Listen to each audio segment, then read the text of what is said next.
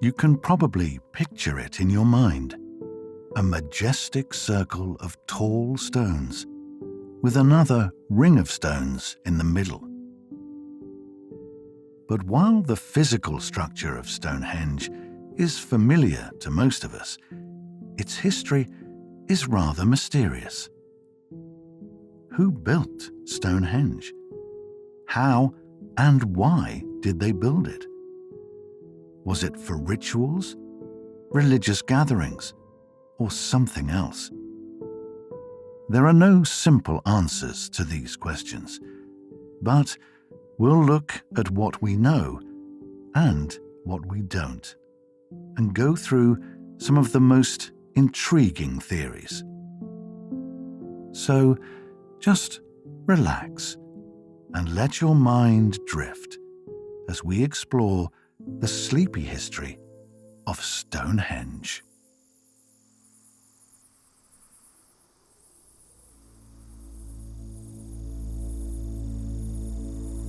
The story of Stonehenge is full of mystery, speculation, and competing theories. But let's start with what we do know. Stonehenge is located on Salisbury Plain in Wiltshire, in southern England. Salisbury Plain is about 90 miles west of London. It's a wide, open space with few trees, and driving past it, you might think that there's not much there. But the area was inhabited in the Neolithic period, from around 4,100 to 2,500 BCE. And the people who lived there left a few things behind, most notably Stonehenge itself. The monument stands out, especially as it's in the middle of a flat, sweeping expanse of grass. The outer ring is formed of tall stones placed in vertical positions. Each one weighs around 25 tons. Some of these vertical stones are topped by horizontally placed stones, so they look a bit like arches or a colonnade. The idea of moving these enormous boulders, let alone maneuvering them into such positions, is mind-boggling.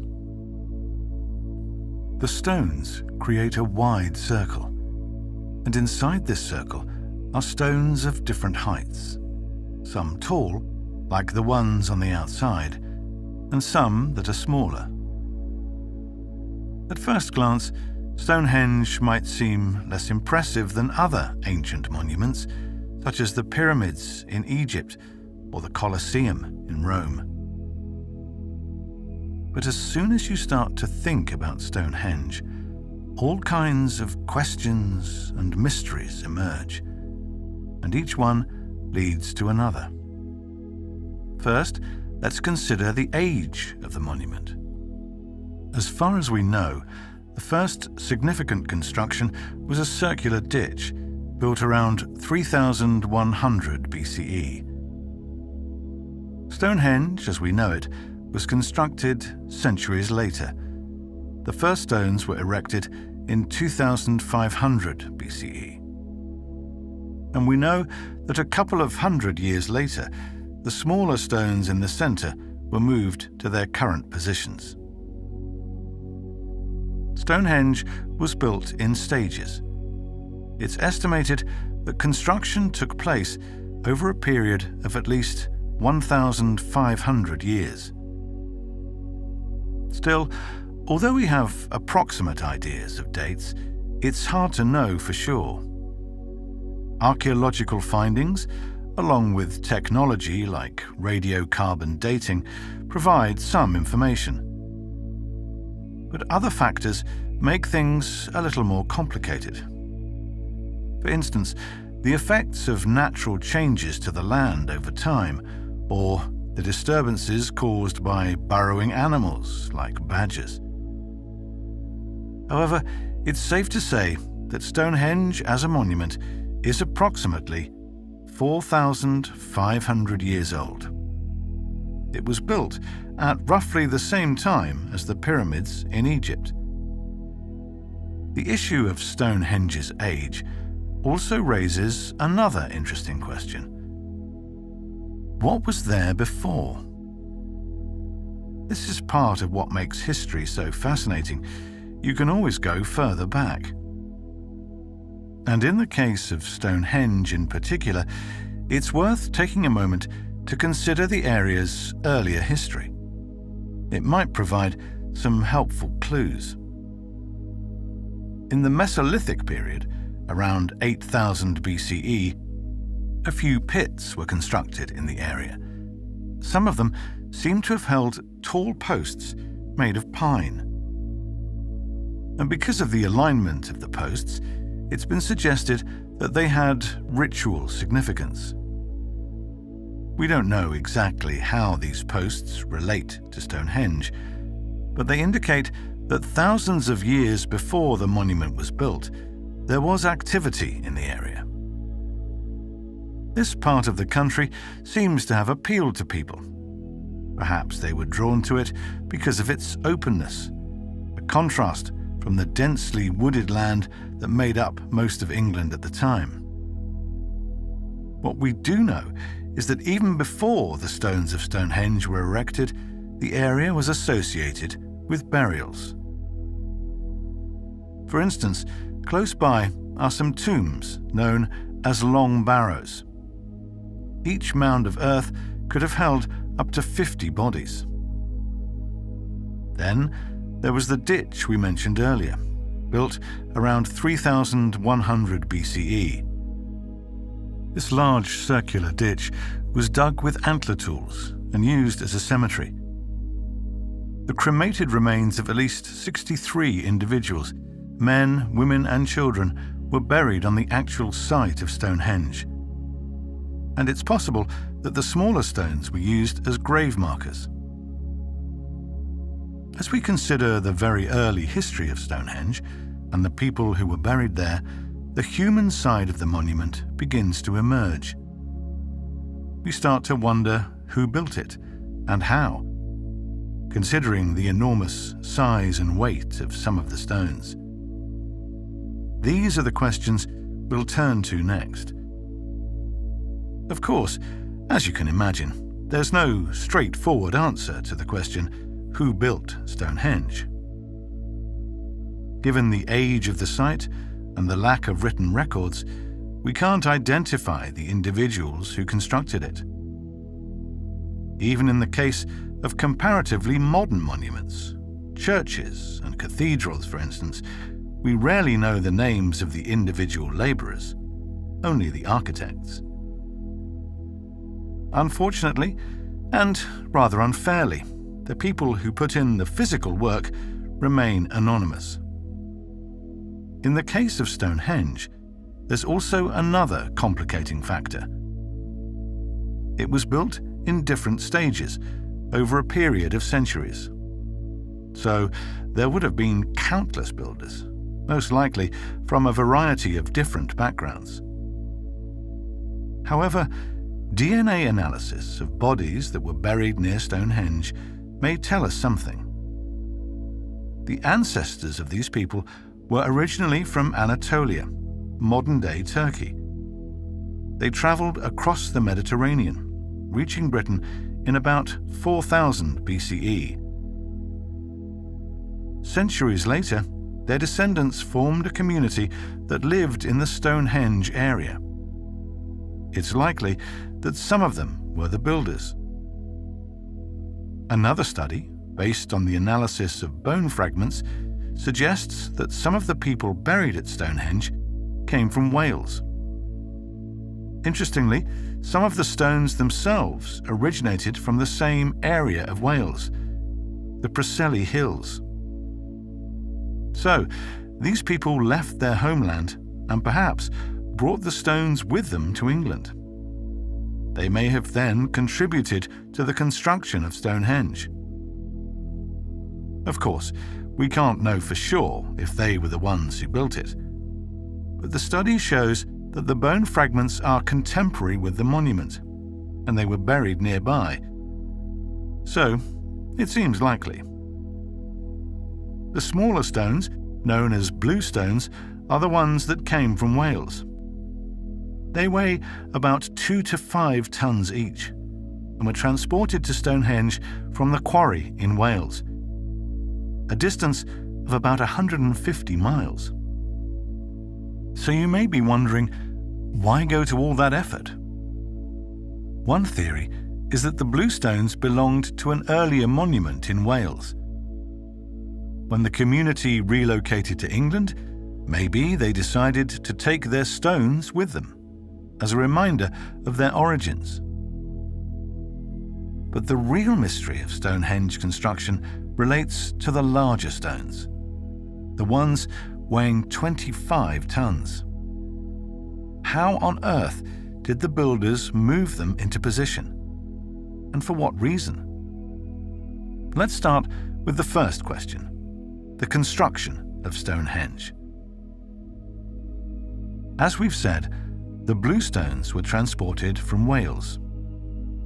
Later, builders added the larger stones that form the outer ring.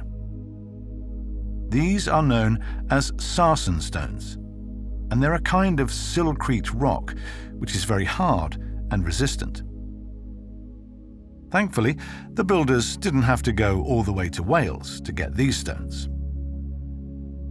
Recent research shows that some of the sarsens most likely came from closer by, an area called West Woods, about 19 miles from Stonehenge. However, not all the sarsens came from there. We may never know the exact origin of all the stones, but what we know without a doubt is this. Constructing Stonehenge involved the transportation of many bulky stones. The heaviest weighs 30 tons. To put that in perspective, 30 tons is 30,000 kilograms, about the weight of a sperm whale. So, in order to transport the sarsens to Stonehenge, many people would have had to work together, most likely using a sturdy wooden sledge. They may even have constructed a wooden track, a bit like a railway, to move the stones to Stonehenge. Then, once the sarsens arrived at the site, they had to be worked into shape. Waste material, as well as various hammerstones, have been found near Stonehenge. Workers would have hammered away at the sarsens, refining their shapes, before the stones were finally erected. And of course, once the vertical stones were standing, they needed to add the horizontal slabs, the ones that lie on top, forming a kind of roof. To do this, workers had to create precisely interlocking joints, using techniques more commonly used in carpentry. You should consider these joints a kind of hinge, and that, incidentally, might be the origin of Stonehenge's name. The first part comes from an Old English word meaning stone, while the second part, henge, may come from a word meaning hinge. But there are other ideas too. Some think that henge means hanging, because the stones appear to be suspended in the air. Alternatively, henge might mean gallows. Some of the stones resemble the medieval execution device, two upright posts with a bar over the top. As you can see, almost nothing at Stonehenge has a single, undisputed explanation. Now, let's get back to the construction work. Imagine the scene. Stonehenge, half built, with the enormous sarsen stones still lying on the ground. How did they lift them into position? The commonly accepted theory is that the builders used a system of ramps, ropes, and counterweights to lift the stones. Then, once the vertical stones were in place, they would have used wooden platforms and levers to raise the horizontal stones before carefully slotting them together.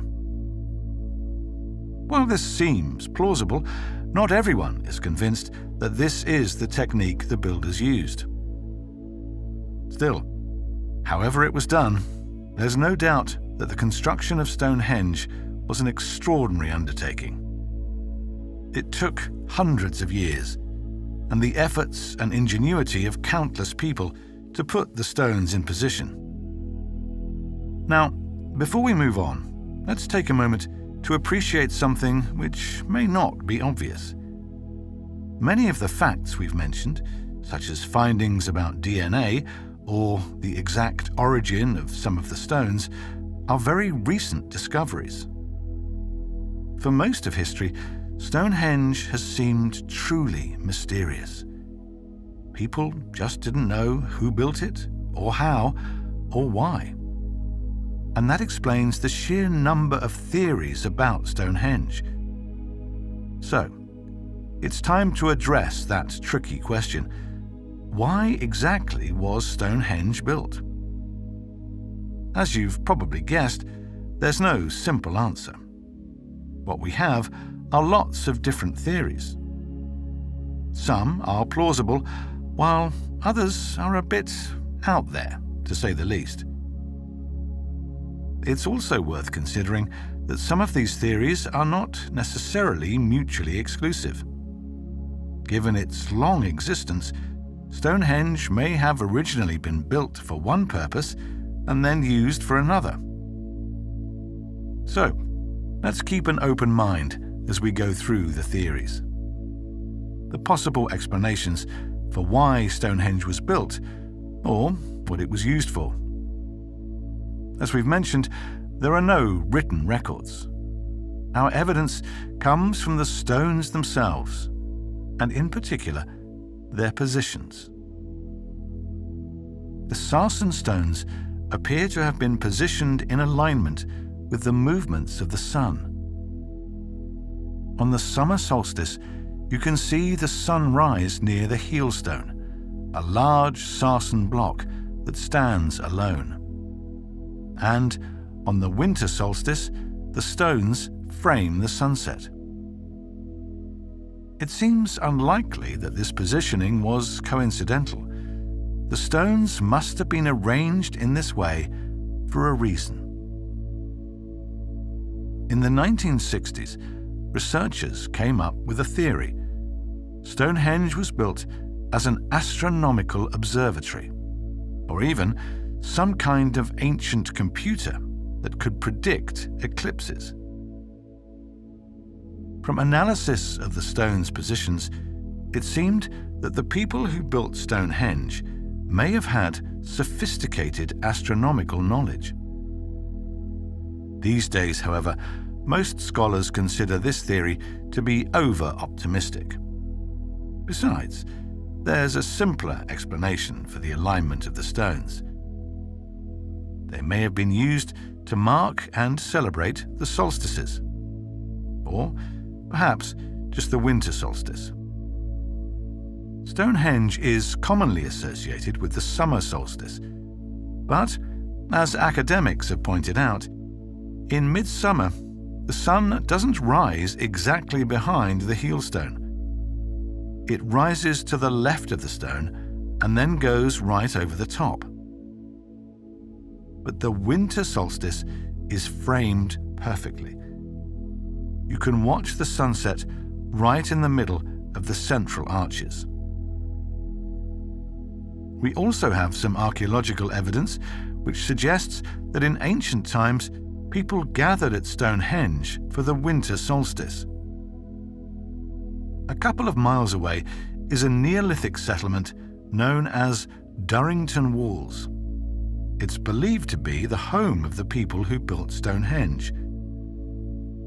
When excavating Durrington Walls, archaeologists found huge amounts of animal bones, the remains of pig and cattle. These animals were slaughtered when they were about 9 months old, which means they were born in the spring. So they must have been slaughtered in the winter, around the time of the solstice. That suggests that people at Stonehenge may have had big feasts to celebrate the winter solstice. And this could be a simple explanation for the construction of Stonehenge.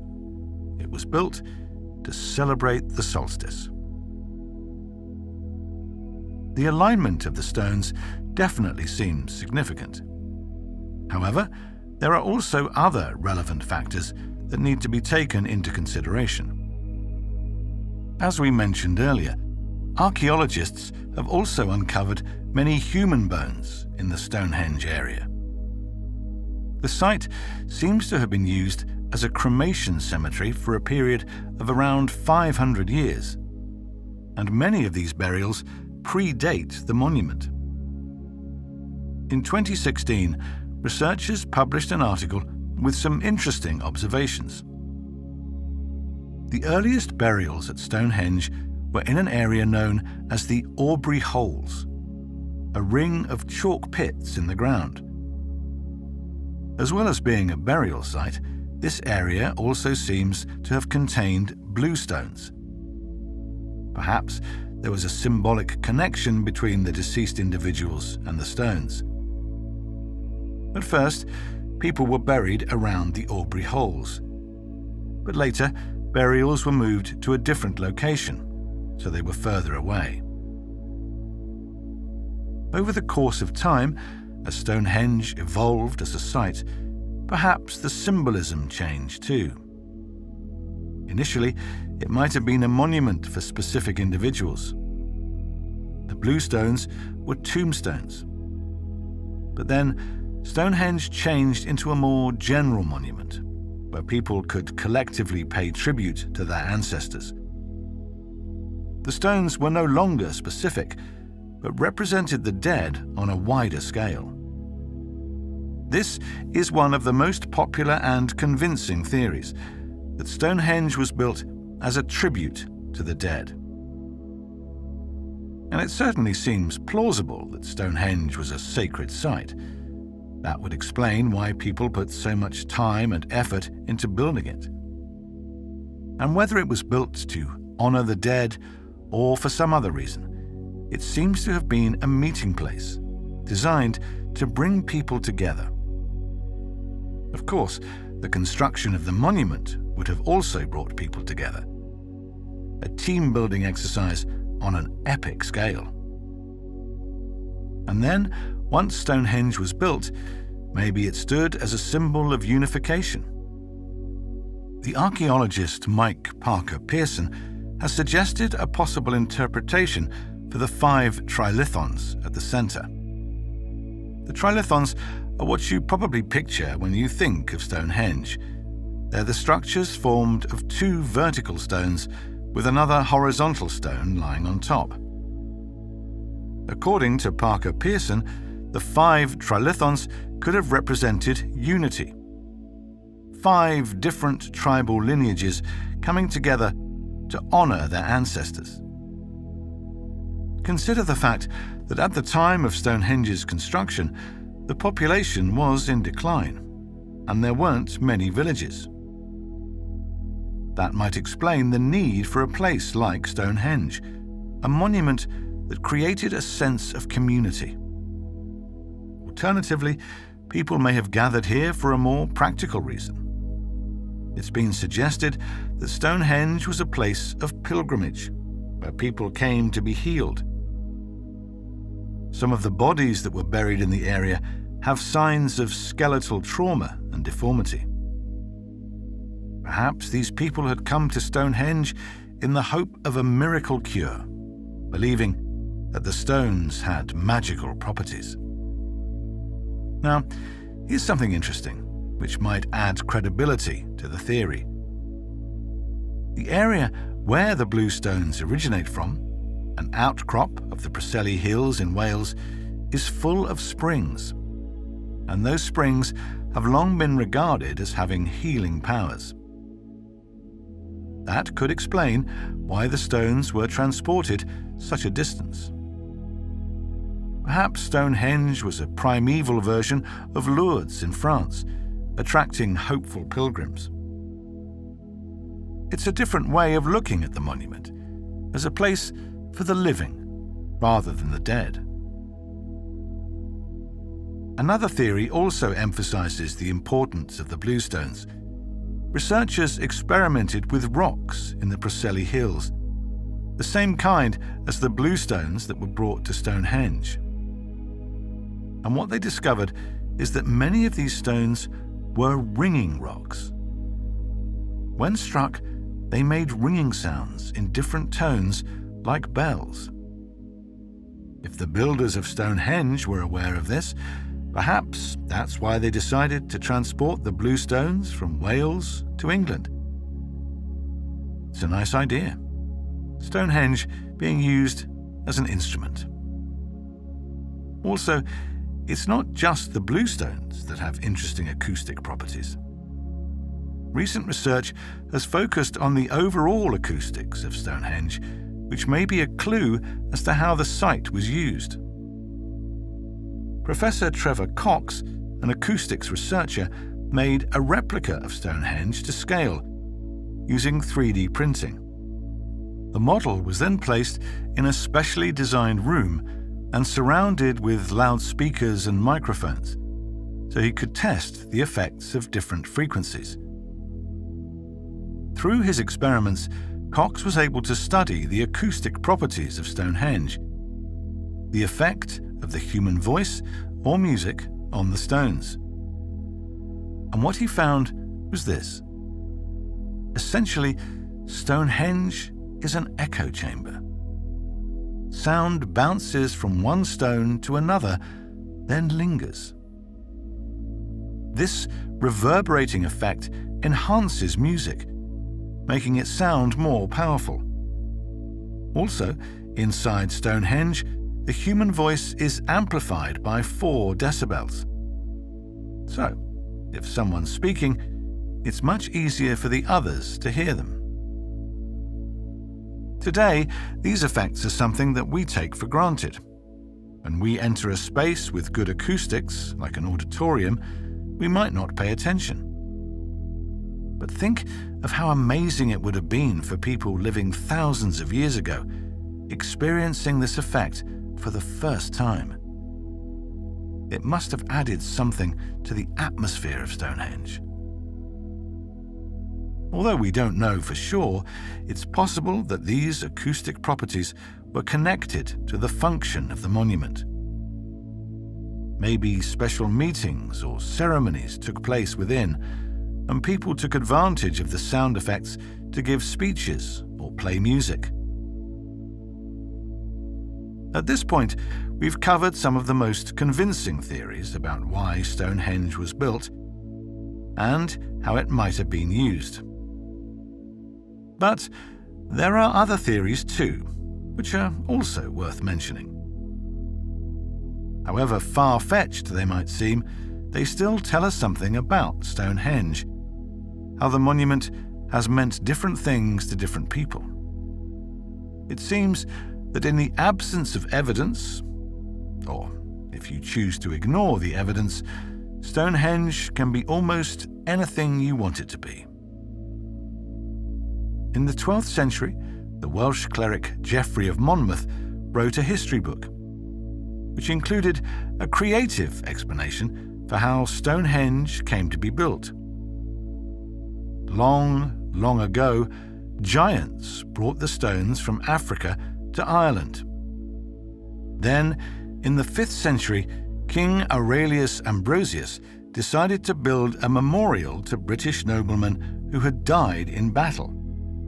With some help from the wizard Merlin, the army transported the stones from Ireland to England, where they remained. There are also various tales of Stonehenge in English folklore.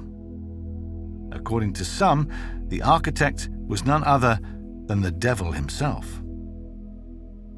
Considering the many mysteries of Stonehenge, it's not surprising that some people have turned to paranormal explanations. In 1968, the Swiss author Erich von Daniken published Chariots of the Gods. In this book, he suggested that Stonehenge, along with other ancient monuments, such as the Egyptian pyramids, may have been built by extraterrestrials, or at least inspired by them.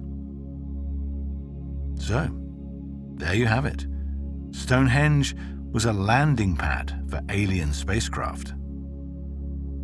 If you're not quite convinced, here's yet another theory to consider.